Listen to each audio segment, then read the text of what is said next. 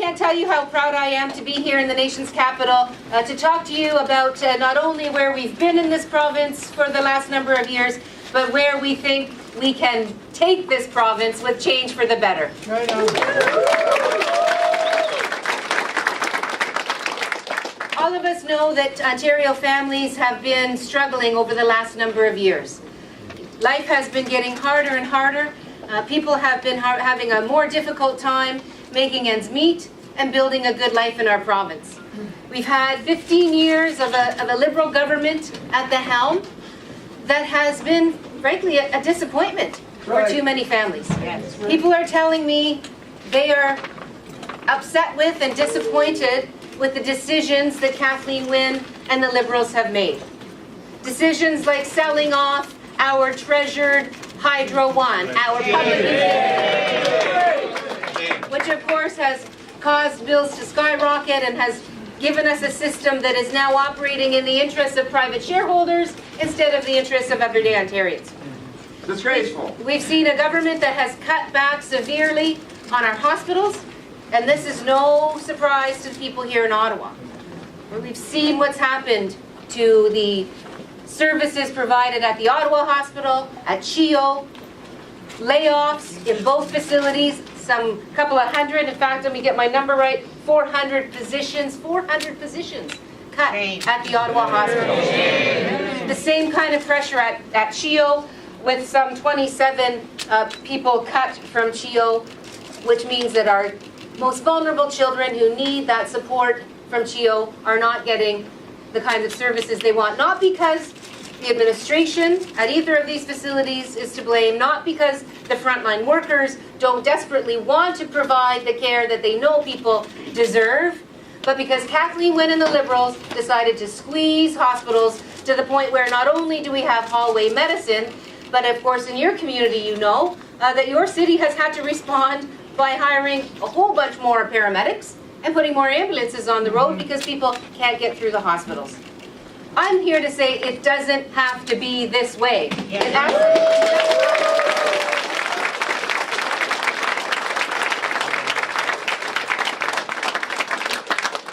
We know that in your community there are also thousands, literally thousands of people, almost 3,000 people on the wait list for home care, for PSW support.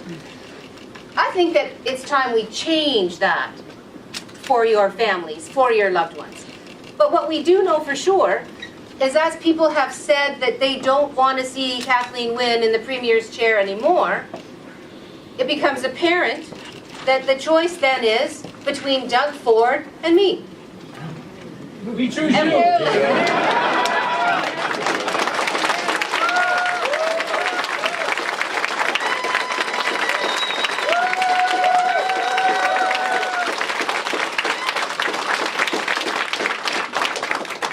But it is important to, I think, talk to Ontarians about what the prospect of Doug Ford as the Premier of this province would bring to our province, right?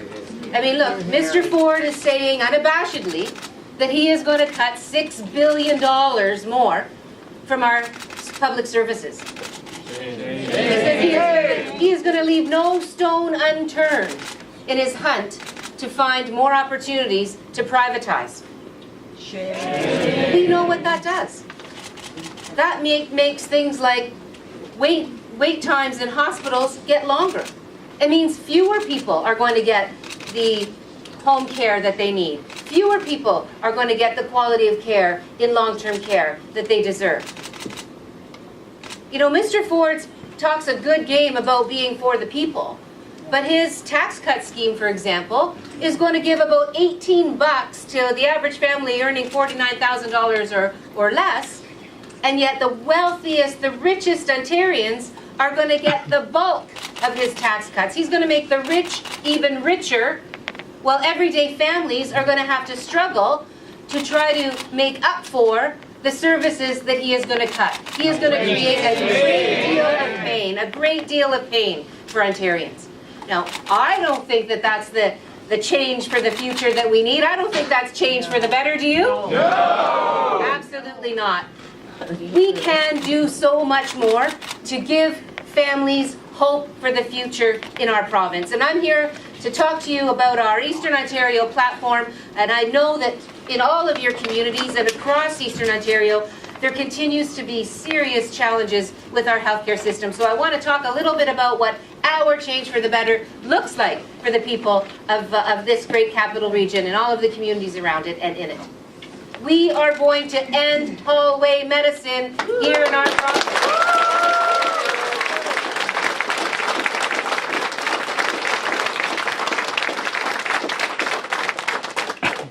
We're going to stop the layoff of any more healthcare workers at the front line. We're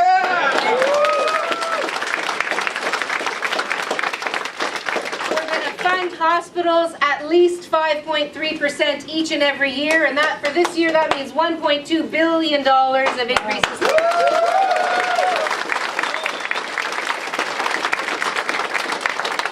We're going to work with the hospital community to make sure that we have a human resources plan that makes sense for the pressures that hospitals are facing today. And on top of that, we are going to make sure that every community, because every community in our province is unique, there are various demographic and community pressures that each hospital faces that are unique from other communities. And so our funding plan is going to acknowledge that different communities have different pressures and different needs. Smaller towns in rural Ontario, they need different kinds of supports for their population.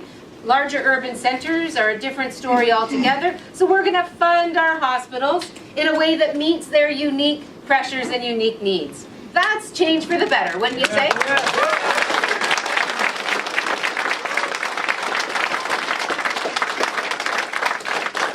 I want to talk a little bit about long-term care because I know very well the challenges, the worries, frankly, some of the horrifying stories that have come out of long-term care facilities in your community. And I do want to say that it's not just your community that's seeing these kinds of problems in our long-term care system.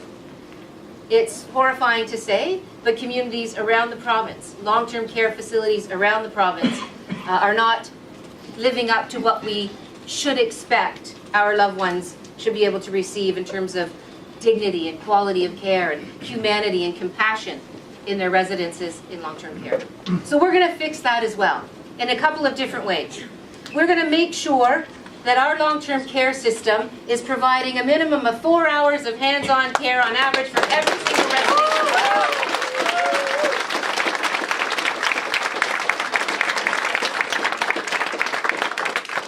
We also know that there are many challenges in long-term care, and we know that there are huge wait lists for long-term care. So we have a plan to build 15,000 new long-term care beds within the next couple of years, and then by the 10-year mark we'll have 40,000 new long-term care beds built for our province. But importantly, we're going to get at the systemic problems in long-term care. We know that right now there's a public inquiry underway into the Wettlaufer crimes that took place in London and Woodstock.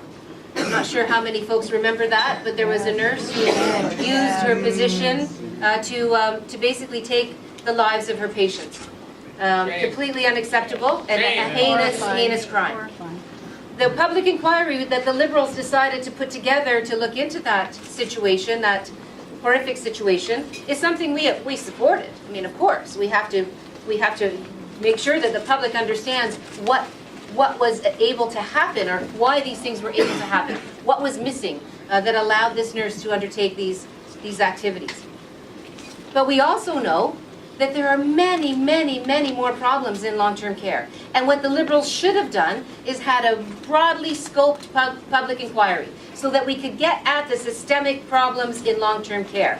So I am making the commitment that upon taking charge of this province, becoming the Premier of Ontario, I will broaden the public inquiry into long-term care, take a hard look at the systemic issues, and make sure that we fix the problems as we find them, because every single person who is living in long-term care deserves humanity, they deserve a quality of care, and a dignity that any one of us would expect for ourselves and our loved ones.